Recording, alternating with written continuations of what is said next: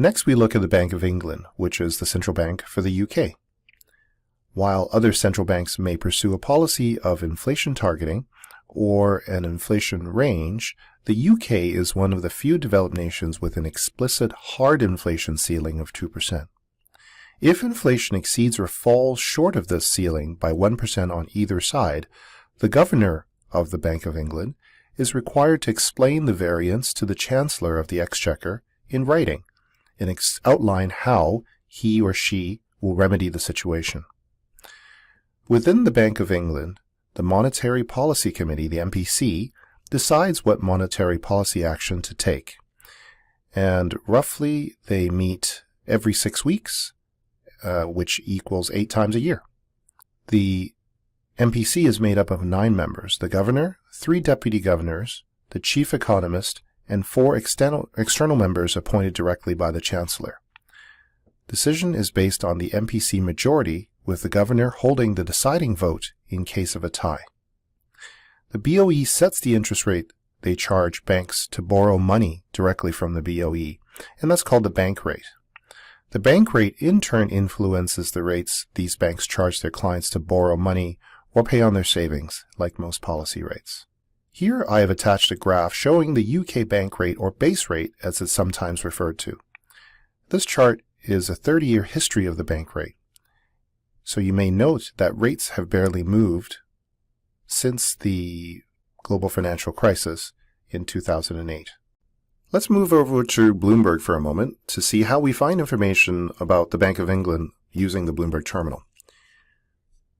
So the easiest way of getting to the Bank of England landing page is to go BOE Go, and Go is the way that Bloomberg describes the enter key. So whenever I say go, it just means that I've just hit the enter key. As you can see here, it gives you the landing page for the Bank of England, including the Bank of England rate, the policy rate, as well as who voted to increase the rate, which were 0 governors, 7 voted to maintain the rate, and 2 voted to even drop it further. It gives you the next decision time, which is going to be March 26th at 8 a.m. Local time. And if you want to find the minutes, you can click here under the BOE activity, and it'll give you the minutes on the website from the Bank of England. Clicking on the calendar is similar to what we showed you under the ECB, which gives you the official bank rate, the policy meeting decisions, and you can again go back to any year you want and find the meeting results. And on the bottom here is a historical chart for the last 20 years or so, showing the bank rate movements. A couple of other things I want to show you on the BOE landing page here. First of all, if you forget what the name of the landing page is, you can just type Bank of England. Bloomberg will give you suggestions as to functions that involve the Bank of England, and as you can see, the portal page here is under BOE.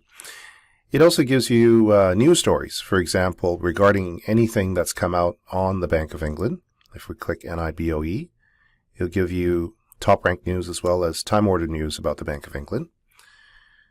And it will actually give you the bio as well for Mark Carney, who's the Bank of England governor at the moment.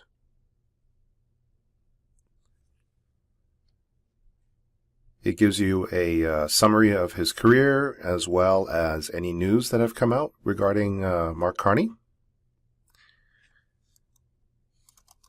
And lastly, typing Bank of England, it also gives you all securities that have a relation to the Bank of England, including their government bonds,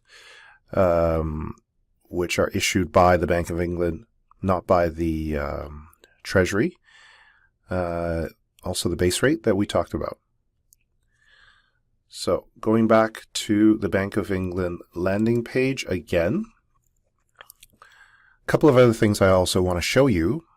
First of all, we talked about QE, and as you know, the Bank of England is also a central bank that has started using QE as a policy measure. And under here, the asset purchase program, you will be able to find information regarding how much they actually hold. In this case, if I click 26, it gives me an index, which is UKAP, stands for asset purchases, and then GPT, which is their mnemonic for the holdings of gilts. And as you can see, it's currently around 0.43 M. So if you're confused as to what units that is, all we need to do is to go into the original screen, and it was UKAP GPT, which is the cumulative total of the Bank of England gilt purchases. And once you click in there, you can use DES description, and it'll tell you that currently it's quoted in GBP, in pound sterling, and the latest amount is 434,990 millions. So it's currently $434 billion of gilts that they hold.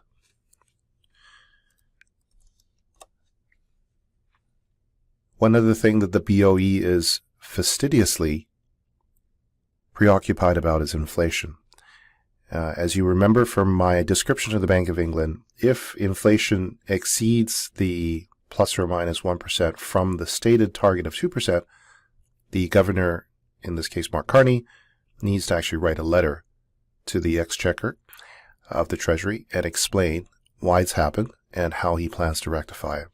If you want to find information on the inflation outlook for the Bank of England, it's under the splash page as well. It directs you to the Bank of England website, and this is the latest one that came out in August 2011. And as you can see here, it gives you a very high-level description of the economic situation within the UK at that point. So inflation is at the target, and they've kept interest rates at 0.75.